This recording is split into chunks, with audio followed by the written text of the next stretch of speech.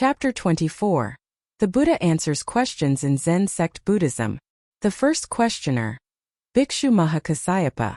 Bhikshu Mahakasyapa rose from his seat, came before the Buddha, bared his right shoulder, knelt, joined his palms and asked the Buddha, "Respectfully, the world-honored one, you taught that when I grow old, I should pass the patriarch position to the Venerable Ananda and change the name to Zen Sect. Why must the name be changed like that? I respectfully pray the world-honored one to teach me." The Buddha taught. Bhikshu Mahakasyapa. When the Venerable Ananda receives the patriarch position, it is also the moment this source of pure Zen begins to flow according to its own distinct lineage. Because this teaching can only be understood and received when mankind's civilization has reached a very high level, I must secretly transmit it privately and rely on you to pass it on in this manner. I shall speak the following 4 verses, so that you may understand this source of pure Zen. No establishment of words and letters. A special transmission outside the teachings, pointing directly to the true nature. Seeing the nature becoming a Buddha. Of the bhikshus or lay people present here, does anyone understand these 4 verses? If someone understands, I will teach them the formula to become a Buddha. None of the bhikshus or lay people present could explain them. Suddenly, the layperson Vimalakirti appeared. He came before the Buddha, knelt, joined his palms and said to the Buddha, "Respectfully, the world-honored one, I can explain them." The Buddha said, "Then explain them for me and everyone present here to hear." The layperson Vimalakirti then presented to the Buddha as follows. No establishment of words and letters. This teaching cannot be written into formal text. A special transmission outside the teachings. This doctrine is specifically and privately transmitted, pointing directly to the true nature. The Tathagata points directly to the true nature of each person, seeing the nature becoming a Buddha. For whoever sees with their own pure Buddha nature, the Tathagata will point out the formula to return to the Buddha realm. Upon hearing the layperson Vimalakirti's explanation of the 4 verses, the Buddha praised, "Quite right." The Buddha then said, "Now is there anyone here who sees with their own pure Buddha nature? Raise your hand, and I shall teach you privately." Everyone was bewildered. Only the layperson Vimalakirti raised his hand. The Buddha said, "I will teach you privately." The Buddha continued, "The reason I do not teach the masses is for the following causes. Everyone living on this earth lives by the perception, greed, and views of the human nature. Therefore, no one accepts this pure Zen teaching of the Tathagata. If these people further employ their evil nature, they will insult the Tathagata immediately, and might even kill the Tathagata. Therefore, this pure Zen teaching, the 6th teaching in the Tathagata's system of religious instruction, must be secretly transmitted by Mahakasyapa until the end of the highest Dharma stage to be popularized and announced. Even then, only a very few will accept it, while the majority will consider it a heretical sect. The Tathagata also tells the masses, by the end of the highest Dharma stage, although mankind's civilization has reached a very high level, and they understand space and the universe, they still will not believe in this pure Zen teaching of the Tathagata. Why? Because in this teaching, the Tathagata teaches the formula for liberation, but those practicing the Tathagata's religion from the end of the highest Dharma stage onward do not like liberation, they only like liquidation. Consequently, as soon as these people hear the teaching of liberation, they will insult it immediately. Thus, when this 6th teaching of the Tathagata's pure Zen is announced, many will deem it a fabrication and a heretical path. Those practitioners who love money will immediately seek to kill the one who popularizes this pure Zen teaching. Hearing the Buddha teach thus, Mahakasyapa did not dare to ask anything further about the Tathagata's pure Zen teaching. He prostrated to the Buddha and withdrew. The second questioner. Venerable Ananda. Venerable Ananda rose from his seat, came before the Buddha, bared his right shoulder, knelt, joined his palms and asked the Buddha, "Respectfully, the world-honored one, taught my elder brother Mahakasyapa to later pass the patriarch position to me to become the 2nd patriarch of the Zen sect.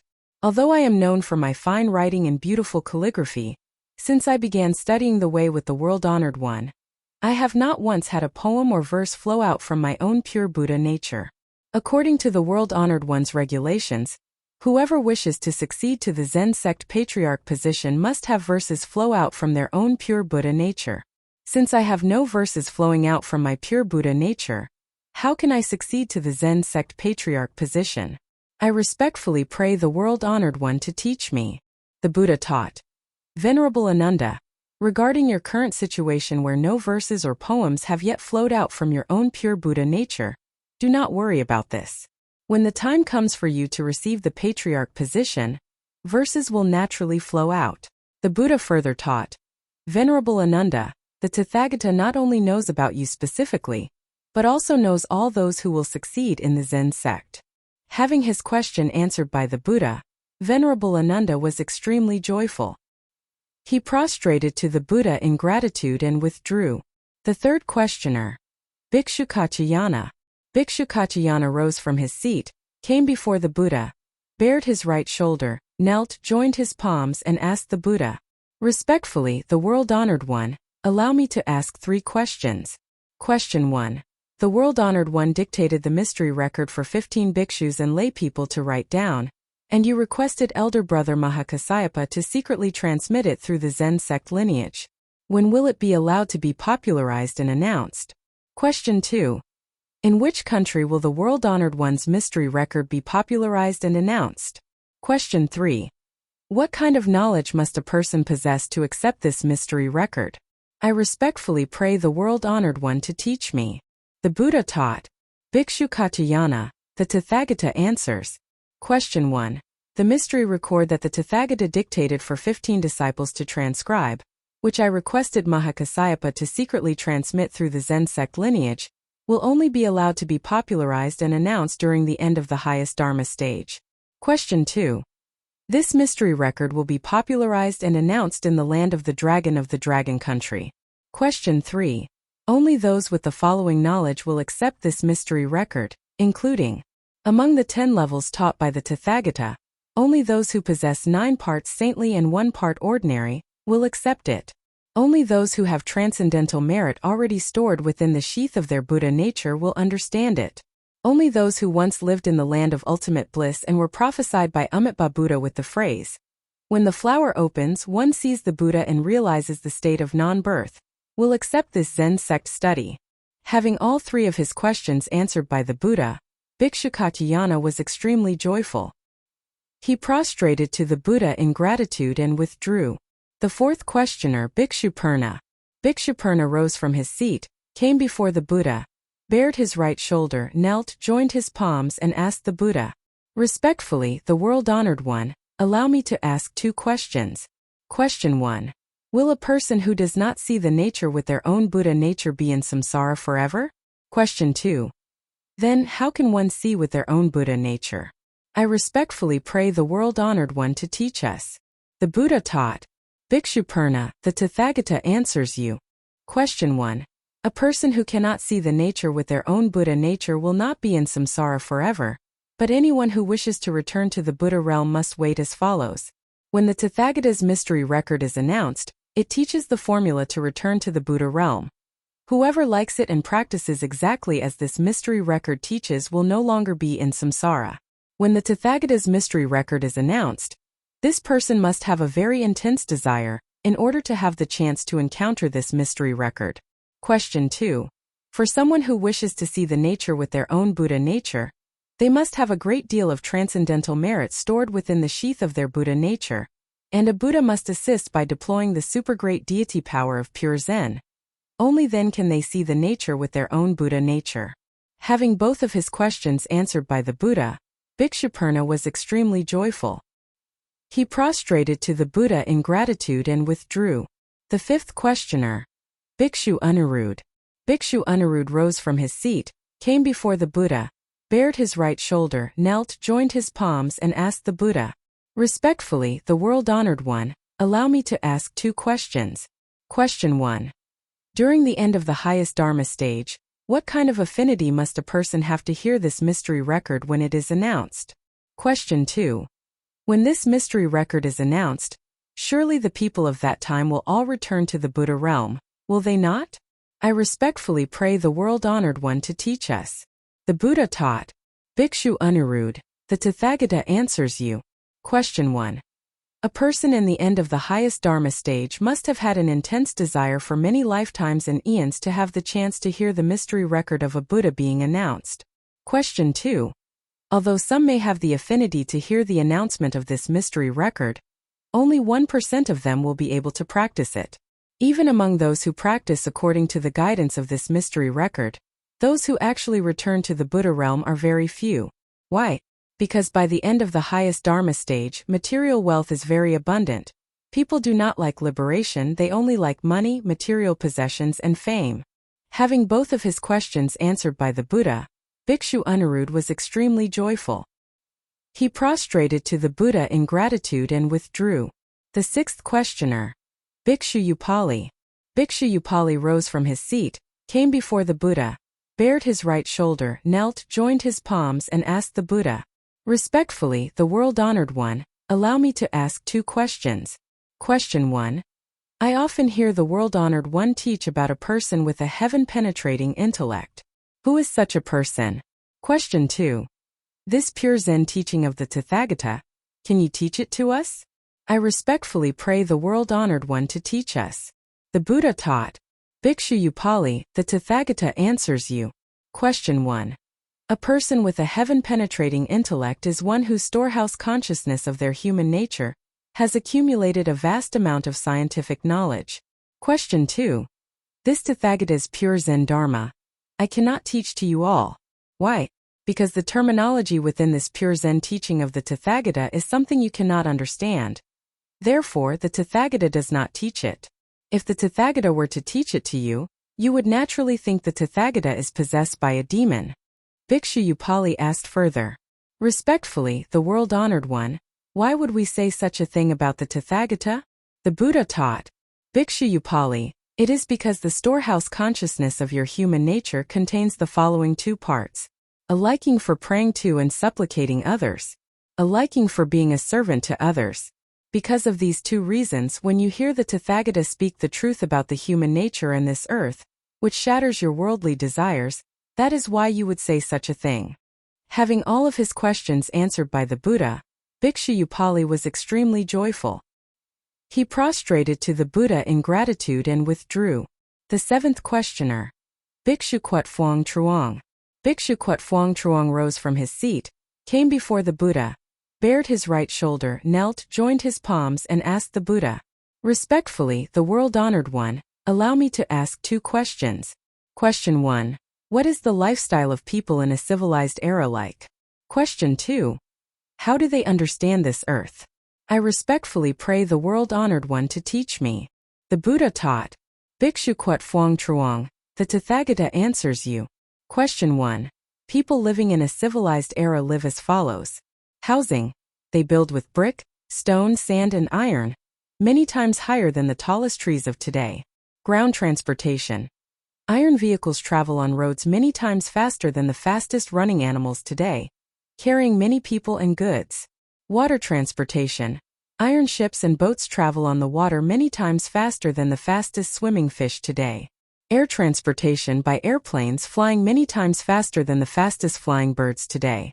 Lighting in houses or on streets. They use electricity instead of burning oil like we do now. Question 2. They understand that this earth rotates thanks to the attraction and pulling of yin and yang electromagnetism. Having both of his questions answered by the Buddha, Bhikshu KHUOT TRUONG was extremely joyful. He prostrated to the Buddha in gratitude and withdrew. The 8th questioner, Bhikshu THINH. Bhikshu THINH rose from his seat, came before the Buddha, bared his right shoulder, knelt, joined his palms, and asked the Buddha, "Respectfully, the world-honored one, allow me to ask 2 questions. Question 1. How civilized are the people in the end of the highest Dharma stage? Question 2. What is their knowledge of the universe? I respectfully pray the world-honored one to teach me."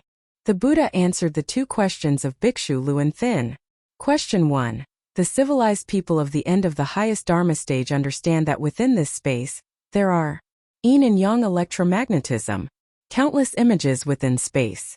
They clearly understand the utility of matter. Question 2. They know that within this universe, there are Ganges sand numbers of planets, metal, wood, water, fire, earth. They manufacture spacecraft to fly from the Earth to the Moon and back.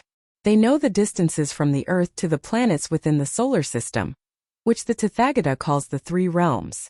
Having all of his questions answered by the Buddha, Bhikshu Luan Thin was extremely joyful. He prostrated to the Buddha in gratitude and withdrew. The ninth questioner. Bhikshu KHUOT Lam Trung. Bhikshu KHUOT Lam Trung rose from his seat, came before the Buddha, bared his right shoulder, knelt, joined his palms and asked the Buddha, "Respectfully, the world-honored one, allow me to ask two questions. Question 1. People in the end of the highest Dharma stage reach a very high level of civilization, yet very few practice this pure Zen teaching of the Tathagata. Why is that? Question 2. Currently, in this country of Kapilavastu, there are wandering souls who borrow human bodies and proclaim themselves to be this lord or that lady. Will this occur during the end of the highest Dharma stage? If it does, will the civilized people of that time believe it? I respectfully pray the world-honored one to teach us." The Buddha answered the two questions of Bhikshu KHUOT Lam Trung. Question 1. Although people in the end of the highest Dharma stage reach a very high level of civilization, very few practice this pure Zen teaching of the Tathagata due to the following reasons. This earth is attracted and pulled by yin and yang electromagnetism, which gives rise to 10 different levels. The Tathagata will provide an example so that you may understand. Consider an oil lamp with a brass tube in which the wick is placed. The position of the wick relative to the brass tube is divided into 10 different styles. Style 1. The wick protrudes 10 mm above the tube. Style 2. The wick protrudes 5 mm above the tube. Style 3. The wick is exactly level with the tube.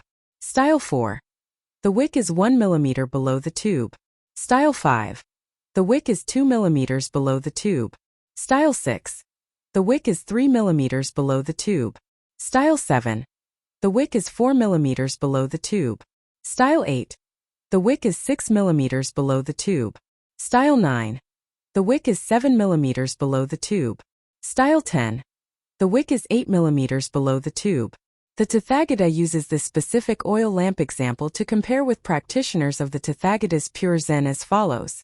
If a flame is applied to a wick protruding 10 mm, the fire ignites immediately and burns continuously until the oil is exhausted. This is like a practitioner of the Zen Sect who has much transcendental merit stored within the sheath of their Buddha nature. Upon receiving the Zen Sect teaching, they are determined to follow it until they return to the Buddha realm. If a flame is applied to a wick protruding 5 mm, it also ignites immediately, but while burning, even a light breeze will extinguish it instantly. This is like a practitioner of the Zen Sect who has very little transcendental merit stored within the sheath of their Buddha nature. When they hear someone else offer even a slight rejection, they will abandon this Zen Sect teaching immediately.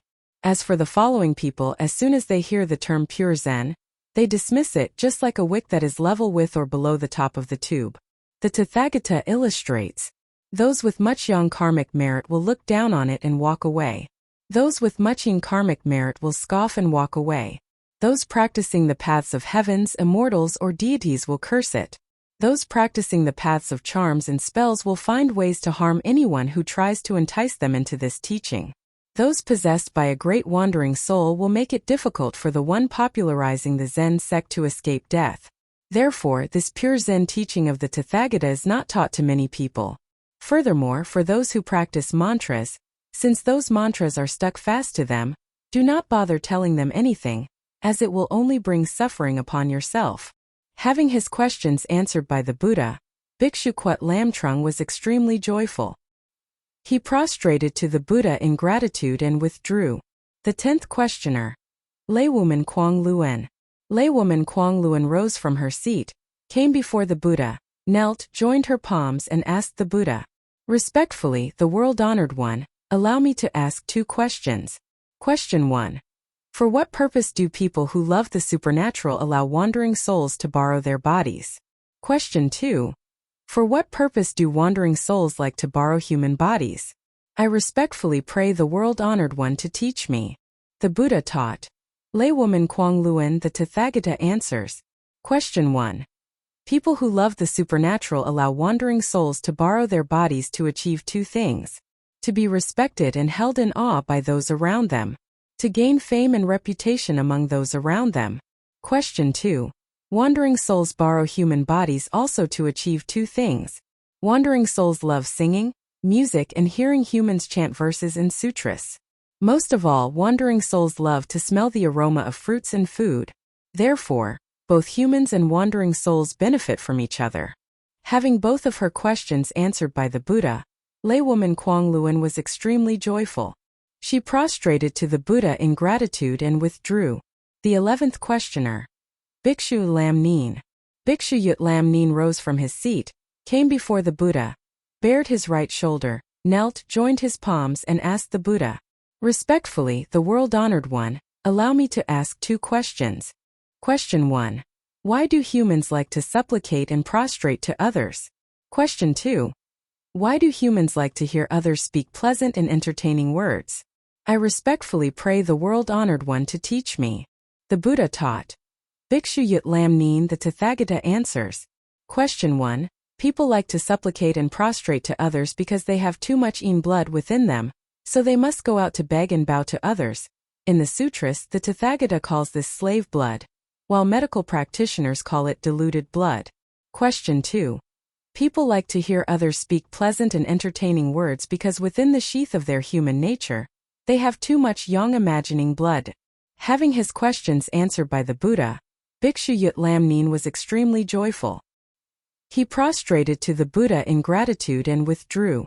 The 12th questioner. Bhikshu Lu Truong Khan. Bhikshu Lu Truong Khan rose from his seat, came before the Buddha, bared his right shoulder, knelt, joined his palms, and asked the Buddha, "Respectfully, the world-honored one, allow me to ask two questions. Question 1. What is the mystery of this pure Zen teaching of the Tathagata that prevents the world-honored one from teaching it to us? Question 2. Where do cause and effect, karma, and samsara come from? I respectfully pray the world-honored one to teach us." The Buddha taught. Bhikshu Lu Truong Khan the Tathagata answers. Question 1. The reason the Tathagata cannot teach the mystery of this pure Zen teaching to you all is as follows. Whoever wishes to receive this pure Zen teaching of the Tathagata must have transcendental merit already present within the sheath of their Buddha nature to understand this teaching. The Tathagata sees that none among you possess transcendental merit. If the Tathagata were to teach it, you would curse the Tathagata. Therefore, the Tathagata cannot teach it to you. Question 2. Regarding cause and effect and samsara, the Tathagata explains these two parts separately for your understanding. On the surface of this earth, the topmost layer of soil naturally generates cause and effect. Thus, humans and all things on this earth live according to the cause and effect of the earth. Regarding samsara rotation/cycling, this earth revolves around the sun for exactly 365 days before returning to its original position. Therefore, it is called samsara. Bhikshu Lu Truong Khan asked further.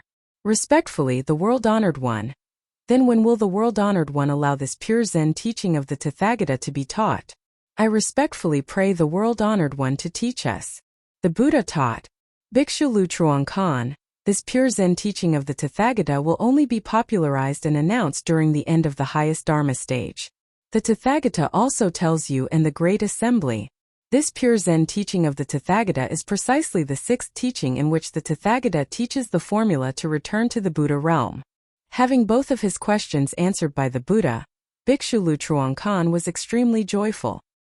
He prostrated to the Buddha in gratitude and withdrew. The 13th questioner. Bhikshu KATYAYANA. Bhikshu KATYAYANA rose from his seat, came before the Buddha, bared his right shoulder, knelt, joined his palms, and asked the Buddha, "Respectfully, the world-honored one, regarding this pure Zen teaching of the Tathagata, why is it that when you speak of it we consider the world-honored one to be a mad teacher? I respectfully pray the world-honored one to teach us." The Buddha taught. Bhikshu KATYAYANA. This pure Zen teaching of the Tathagata is a teaching that speaks the truth. Since you all do not know the truth of what human beings, all things, and the earth are, as soon as the Tathagata speaks of it, which is beyond your understanding, you curse the Tathagata for that reason. Bhikshu KATYAYANA asked further. Respectfully, the world-honored one, by cursing the world-honored one in such a way, do we commit any sin? I respectfully pray the world-honored one to teach us. The Buddha taught. Bhikshu KATYAYANA. Although you all commit a sin by cursing the Tathagata, it is not as heavy as the sin of despising and rejecting this pure Zen teaching of the Tathagata. Why? Because this pure Zen teaching of the Tathagata brings you back to the Buddha realm. Yet you despise it. This means you refuse to return to the Buddha realm. It is equivalent to accepting to live in this samsara of the six paths forever. Anyone who despises this pure Zen teaching of the Tathagata, surely when their affinity for this life ends, according to the cause and effect of the earth, they must descend to the 18th level of hell to live in darkness. Hearing the Buddha's answer to his question, Bhikshu KATYAYANA wept and asked further, "Respectfully, the world-honored one, if we wish to repent for our mistakes, what must we do? I respectfully pray the world-honored one to teach us." The Buddha taught, Bhikshu KATYAYANA, if you all wish to repent for your mistakes, seek and read the verse for repenting the mistakes of despising the Tathagata's pure Zen teaching that the Tathagata taught 1 month ago. However, you must repent with a sincere heart and true contrition. Having his questions answered by the Buddha, Bhikshu KATYAYANA prostrated to the Buddha in gratitude and withdrew. The 14th questioner, Bhikshu ANIRUDDHA. Bhikshu ANIRUDDHA rose from his seat, came before the Buddha, bared his right shoulder, knelt, joined his palms and asked the Buddha, "Respectfully, the world-honored one, 2 months ago, when the Tathagata had just proclaimed this pure Zen teaching, why did more than 5,000 people among us leave? I respectfully pray the world-honored one to teach us." The Buddha taught, Bhikshu ANIRUDDHA, the human nature consists of 16 elements. Anyone who utilizes the nature of doubt and fixed attachment excessively will naturally leave. This is a normal function of the human nature.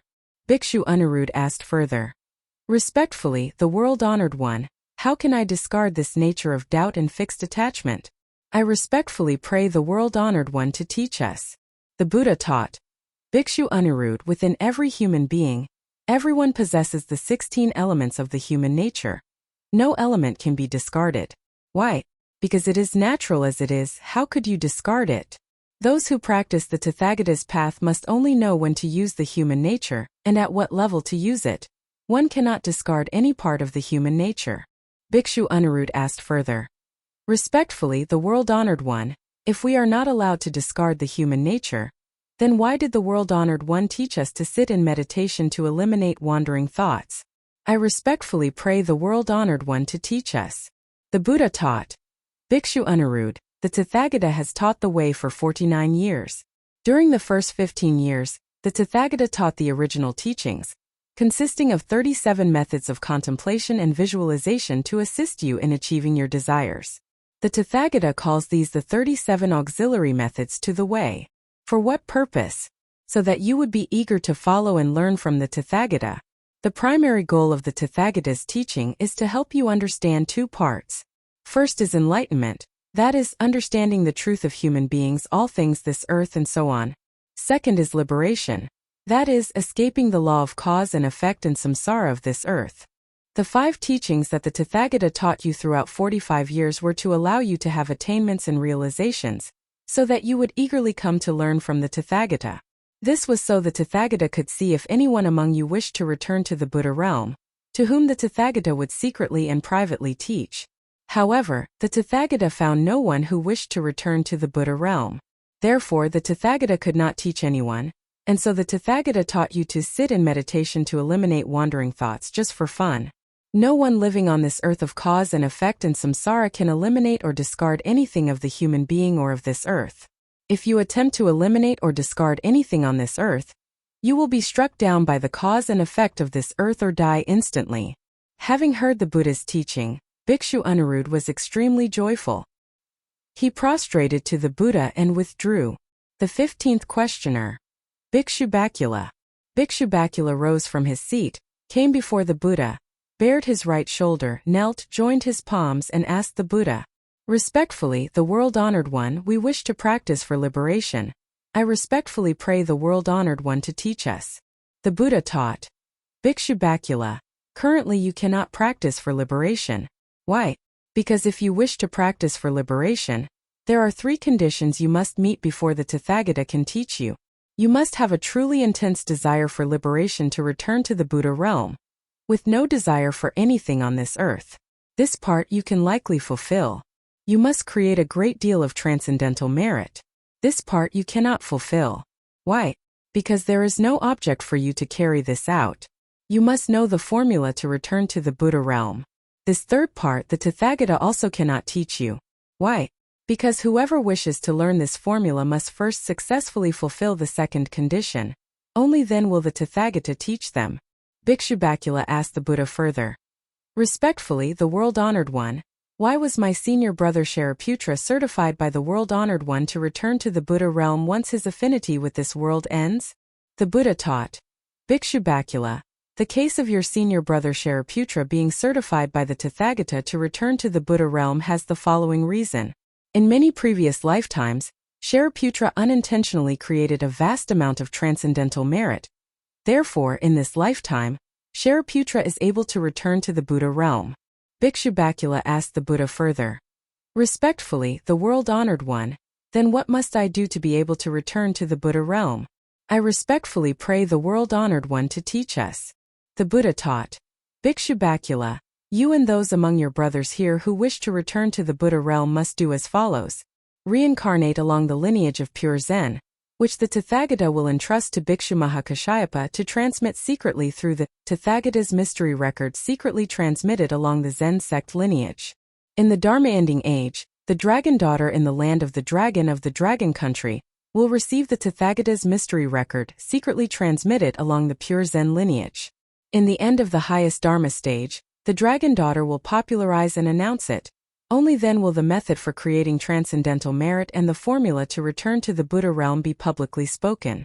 If you truly wish to return to the Buddha realm, then reincarnate according to this mystery record. Bhikshu Bakula asked the Buddha further.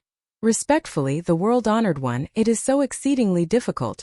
Why does the world-honored one tell me to reincarnate along the Zen sect lineage? The Buddha taught. Bhikshu Bakula, the Tathagata has pointed it out so clearly, yet you say it is difficult. Fine, you should practice for rebirth in the heavens or the land of ultimate bliss, Sukhavati. That is easier. Bhikshu Bakula felt very ashamed of his words. He prostrated to the Buddha in gratitude and withdrew. The 16th questioner, Bhikshu Chao Loi. Bhikshu Chao Loi rose from his seat, came before the Buddha, bared his right shoulder, knelt, joined his palms and asked the Buddha. Respectfully, the world-honored one, senior brother Mahakasyapa received the mystery record from the world-honored one to be secretly transmitted along the pure Zen lineage. Thus, what title will senior brother Mahakasyapa be called by? I respectfully pray the world-honored one to teach us. The Buddha taught. Bhikshu Chao Loi, your senior brother Mahakasyapa shall be called the Patriarch of pure Zen. The Tathagata teaches you further. This title, when Mahakasyapa transmits the position of Patriarch to Ananda, shall be changed to Zen Sect Patriarch. Why must the title be changed in such a way? Because this pure Zen teaching is secretly transmitted along its own lineage with a clear sectarian dharma. Therefore, it is called the Zen Sect. The Tathagata teaches you more clearly, throughout the length of this mystery record, among the patriarchs who secretly transmit to one another, anyone who receives this mystery record, receives the secret of the Zen Sect transmission, shall be called a Zen Sect Patriarch.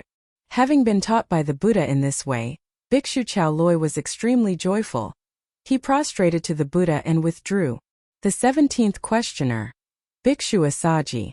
Bhikshu ASSAJI rose from his seat, came before the Buddha, bared his right shoulder, knelt, joined his palms and asked the Buddha. Respectfully, the world-honored one, would you be willing to teach us a few concepts regarding this pure Zen teaching of the Tathagata? I respectfully pray the world-honored one to teach us. The Buddha taught. Bhikshu ASSAJI regarding this pure Zen teaching of the Tathagata, if you or anyone in this Dharma assembly can answer a question from the Tathagata, then the Tathagata will teach it to you. The Tathagata asks. In this Sala Grove, there are currently over 7,000 people sitting and listening to the Tathagata answer questions. It is natural that those sitting near the Tathagata can hear me speaking, but why can those sitting 70 or 80 meters away also hear me? If anyone can answer this, the Tathagata will teach you. A lady named Lam Hu Nu stood up and submitted to the Buddha.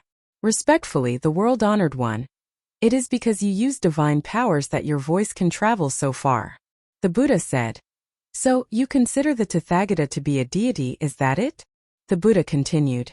Such a small matter, and yet no one knows, even going so far as to call the Tathagata a deity. Lady Lam Hu Nu felt extremely ashamed. The Buddha said, "The Tathagata utilizes the yin and yang electromagnetism within my own body to propel my voice, so that it can travel that far." A few people stood up and said, "Listen, Gautama, do not speak of such vague things. What is this yin and yang electromagnetism that we cannot see?" The Buddha said, "The Tathagata has only just mentioned an elementary matter, and already many people are disparaging me. How then can the Tathagata teach the profound depths of this pure Zen teaching?" Having heard the Buddha's answer to his question, Bhikshu ASSAJI was extremely joyful. He thanked the Buddha and withdrew. The 18th questioner, Bhikshu Arata. Bhikshu Arata rose from his seat, came before the Buddha, bared his right shoulder, knelt, joined his palms, and asked the Buddha, "Respectfully, the world-honored one, for which type of practitioner is this pure Zen teaching of the Tathagata most suitable? I respectfully pray the world-honored one to teach us." The Buddha taught, Bhikshu Arata, "This pure Zen teaching of the Tathagata is suitable for the following 4 types of practitioners: those who truly desire enlightenment and liberation, those who truly fear cause and effect in samsara, those who long to return to the Buddha realm, those who greatly fear fame, profit, and status." Bhikshu Arata asked the Buddha further, "Respectfully, the world-honored one, regarding the mystery record that you have secretly transmitted along the Zen Sect lineage, when it is popularized and announced in the end of the highest Dharma stage, is the holder of this mystery record allowed to preach it to others? I respectfully pray the world-honored one to teach us." The Buddha taught, Bhikshu Arata, in the end of the highest Dharma stage, the one who popularizes and announces the mystery record secretly transmitted along the Zen Sect lineage must not preach it to those around them, but must only perform the following 3 tasks. Write books for others to read. Those who read and understand it already have transcendental merit within the sheath of their Buddha nature. That is why they understand. Those who read but understand nothing do not have transcendental merit within the sheath of their Buddha nature. When a reader does not understand but has a sincere desire to learn, the holder may provide explanations. If the reader still does not understand, then let it be. Absolutely do not preach to others. Why? Because for all those who do not understand, one of the following 5 cases exists within the sheath of their human nature. If they have yang karmic merit, they will disparage the speaker as teaching a heterodox path. If they have yin karmic merit, they will mock the speaker as being insane. If they have demerit, they will immediately seek to kill the speaker. If they are governed by a deity, they can easily cause harm to the speaker. If they are governed by a wandering soul, they will cause the speaker to meet with an accident immediately. Therefore, the Tathagata absolutely forbids the holder of this mystery record from preaching to anyone. They may only answer inquiries, and the inquirer must already understand the fundamentals of the pure Zen teaching. If they understand nothing of pure Zen, absolutely do not answer them at all. Bhikshu Arata asked the Buddha further, "Respectfully, the world-honored one, what must a practitioner of the pure Zen teaching do to create transcendental merit? I respectfully pray the world-honored one to teach us." The Buddha taught, Bhikshu Arata, "A practitioner of the pure Zen teaching who wishes to create transcendental merit only needs to do one thing. Buy several books about the Zen Sect teaching to keep at home, and lend them to relatives and neighbors. Only lend them for a few days and then collect them back. If upon collection the borrower liked the book, the lender gains transcendental merit. If, upon collection, the borrower returns it immediately, without interest, the lender gains no merit." The Tathagata also teaches further, the person creating transcendental merit must not engage in rivalry or have a fixed self. If they are entangled in these two, their transcendental merit will be blackened. Even if they have merit, it cannot manifest anything in this world. Bhikshu Arata asked further, "Respectfully, the world-honored one, if a person's transcendental merit is blackened, what must be done? I respectfully pray the world-honored one to teach us." Bhikshu Arata, if a person's transcendental merit is blackened, they must simply endure it. This amount of merit will follow their cycle of samsara until their intermediate body carries their Buddha nature into the cycle operation center at the beginning of the Yang ocean tide. Only then will the blackened merit be released by the yin electricity, and the merit will regain its value in the Buddha realm. Bhikshu Arata asked again, Respectfully, the world-honored one, when the Buddha nature enters the human world and borrows the human body and nature to create transcendental merit, when can it be accomplished? I respectfully pray the world-honored one to teach us. The Buddha taught. Bhikshu Arata, the Tathagata cannot give you an exact answer to this. Why? Because it depends on the Buddha nature itself. If the Buddha nature loves to borrow the human body and nature to travel endlessly within the three realms or on this earth, how can the Tathagata answer you? Bhikshu Arata asked further. Respectfully, the world-honored one, what is the interval between a Buddha's appearance to teach the formula for returning to the Buddha realm? I respectfully pray the world-honored one to teach us. The Buddha taught. Bhikshu Arata, the time between a Buddha appearing to teach the formula for returning to the Buddha realm is 10,000 years, calculated as follows. The Tathagata's appearance to teach this liberation path is exactly 10,000 years after Buddhakassapa. The Tathagata wrote this mystery record exactly 7,079 years after Buddhakassapa returned to the Buddha realm. Exactly 2,561 years from now, this mystery record will be announced in the land of the dragon country. By the year 3000, this pure Zen teaching of the Tathagata will come to an end. Once the pure Zen teaching ends, 7,000 years later, Prince Ujita will become a Buddha and teach it again. Having heard the Buddha's answers to all his questions, Bhikshu Arata was extremely joyful. He prostrated to the Buddha and withdrew. The 19th questioner. Bhikshu KONDANNA. Bhikshu KONDANNA rose from his seat, came before the Buddha, bared his right shoulder, knelt, joined his palms and asked the Buddha. Respectfully, the world-honored one. The Tathagata teaches that there are 6 Dharma paths of practice. In the first 5, the Tathagata teaches us to exert effort in our practice. As for the 6th path, for what reason are practitioners not allowed to exert effort? I respectfully pray the world-honored one to teach us. The Buddha taught. Bhikshu KONDANNA, on this earth cause and effect and samsara are generated. If a person living on this earth desires anything, they will achieve the result of that desire. The 5 Dharma paths the Tathagata taught initially are to satisfy 5 types of people as follows. Those who wish to become arhats. They exert effort and practice to force their body and human nature into immobility. Those who wish to become lecturers. They learn to be proficient in everything and go out to preach to others. Those who wish to become engineers. They sit and contemplate the utility of matter. Those who wish to see the image of a certain Buddha. They sit and recite the name of that Buddha. Those who wish to become divine physicians. They sit and recite mantras for miraculous manifestations. As for the 6th path, the Tathagata's pure Zen, it is only to satisfy those who wish to escape the law of samsara of this earth to return to the Buddha realm. Anyone who wishes to return to the Buddha realm only needs to fulfill 3 parts. Have a truly intense desire to return to the Buddha realm. Create a vast amount of transcendental merit. Learn the formula to return to the Buddha realm. On this earth, there are 5 paths that remain within cause and effect and samsara, and 1 path to return to the Buddha realm. Anyone who wishes to choose a path may do so as they please. The reason the Tathagata's pure Zen teaching does not allow for exerted effort is as follows. On this earth, everything is constantly being pulled by cause and effect and samsara. The moment you cross your legs in meditation with the desire to go somewhere, cause and effect will pull you there. Within this earth or the 3 realms, no one can escape this law. Therefore, the Tathagata teaches that in this 6th path, one does not exert effort in sitting meditation. Bhikshu KONDANNA asked the Buddha further. Respectfully, the world-honored one, a practitioner of the Tathagata's pure Zen also has a desire. Why then are they not subject to samsara?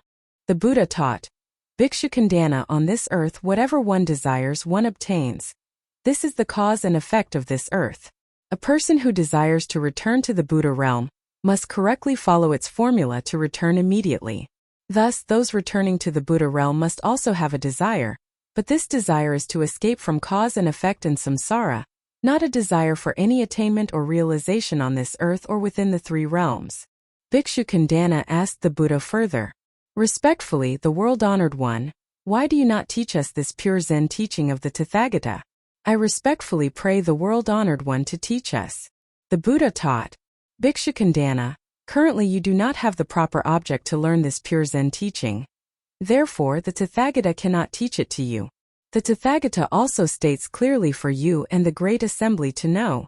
This pure Zen teaching of the Tathagata must wait until human civilization has reached a very high level before it can be taught.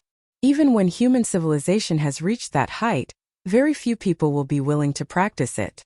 Why? Because everyone will be greedy for money and material possessions.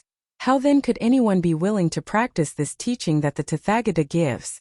The Tathagata also states clearly for you and the Great Assembly to know. When this pure Zen teaching of the Tathagata is popularized and announced in the land of the dragon country, a country with the most practitioners of the Tathagata's religion, no one there will accept this teaching, for they only like to practice for attainments and realizations. With a very sad countenance, Bhikshu KONDANNA prostrated to the Buddha in gratitude and withdrew. The 20th questioner. Bhikshu TRUONG TAN TWEN. Bhikshu TRUONG TAN TWEN rose from his seat, came before the Buddha, bared his right shoulder, knelt, joined his palms and asked the Buddha, "Respectfully, the world-honored one, what is the intermediate body and what is its duty? I respectfully pray the world-honored one to teach us." The Buddha taught. Bhikshu TRUONG TAN TWEN, the intermediate body is the sheath of the human nature. When it no longer possesses the body of the four elements, it becomes the intermediate body to transport the Buddha nature which had borrowed the human body and nature to carry yang karmic merit, to enjoy the results of yang karmic merit in the heavens or the land of ultimate bliss. Yin karmic merit, to become a wealthy and noble person on this earth. Demerit, to pay for bad cause and effect on this earth. The karma of liking to remain within a family lineage to undergo samsara. The karma of liking to be a free wandering soul, where one can say or proclaim whatever they wish without issue. Transcendental merit and the Buddha nature to return to the Buddha realm. Bhikshu TRUONG TAN TWEN asked the Buddha further. Respectfully, the world-honored one, when the Buddha nature enters the human world and borrows the human body and nature to create transcendental merit, how long does it take before it can return to the Buddha realm? I respectfully pray the world-honored one to teach us. The Buddha taught. Bhikshu TRUONG TAN TWEN, this part cannot be stated fixedly, it depends on each Buddha nature. If the Buddha nature is eager to create transcendental merit to return to the Buddha realm, it takes approximately 20 billion years. However, for those Buddha natures that love to borrow the human body and nature to travel throughout this earth and the three realms, the time cannot be determined. Having heard the Buddha's answers to all his questions, Bhikshu TRUONG TAN TWEN was extremely joyful. He prostrated to the Buddha and withdrew. The 21st questioner. Bhikshu Lauda. Bhikshu Lauda rose from his seat, came before the Buddha, bared his right shoulder, knelt, joined his palms and asked the Buddha, "Respectfully, the world-honored one, the Tathagata is an omnipotent and omniscient being who possesses the 5 eyes. What are the functions of the world-honored one's 5 eyes? I respectfully pray the world-honored one to teach us." The Buddha taught. Bhikshu Lauda, the Tathagata is one who possesses the 5 eyes. The functions of each eye are as follows. 1. The Tathagata's flesh eye sees and knows just like any other person. 2. The Tathagata's Dharma eye sees and knows everything from human beings to all living things on earth, including the causes of their birth and cessation. 3. The Tathagata's wisdom eye sees and knows the invisible realms of this earth, which consist of 3 types: the deity realm and the duties of the deities, the realm of souls and the duties of the wandering souls, the hell realm and the duties of the hellish beings. 4. The Tathagata's celestial eye sees and knows the structure within a 3 realms as follows. The center of the 3 realms. There is a fire planet situated exactly in the middle, burning continuously to provide warmth for the 45 surrounding planets. The orbital spheres. These are apparent spherical shells with the sun at their center. The planets move upon these spherical shells in all 8 directions in 4 quarters. After 1 cycle, they return to their original positions. Orbital sphere 1 contains 6 planets composed of earth, water, air and fire. Orbital sphere 2 contains 11 planets composed of yin and yang electromagnetism, with 5 very bold colors and intense power. Orbital sphere 3 contains 17 planets composed of yin and yang electromagnetism with 12 beautiful, radiant colors, divided into 2 areas. Area 1 11 beautiful planets called the heavens of form. Area 2 6 beautiful but pure planets called the 6 pure land nations. Orbital sphere 4 contains 11 planets composed of colorless, very pure yin and yang electromagnetism, called the formless heavens. The protective shield of the three realms consists of two extremely powerful rings of yin and yang electromagnetism. The yin electromagnetic ring acts as a compressive force to keep the planets within the three realms flying according to the electromagnetic attraction, preventing them from escaping. The yang electromagnetic ring, specially designed to repel surrounding three realms, preventing them from colliding with this one. 5. The Tathagata's Buddha eye sees and knows the following within this universe. A small thousandfold world system has 1,003 realms. A medium thousandfold world system has 1,000,003 realms. A great thousandfold world system has 1,000,000,003 realms. A threefold great thousandfold world system has 1,000,000,000,000 quintillion 3 realms. The Buddha eye of the Tathagata sees that within this universe, there are Ganji-san numbers of such threefold great thousandfold world systems. Wherever the universe extends, the Buddha realm exists there as well. Having heard the Buddha answer all of his questions, Bhikshu Lauda was extremely joyful. He prostrated to the Buddha and withdrew.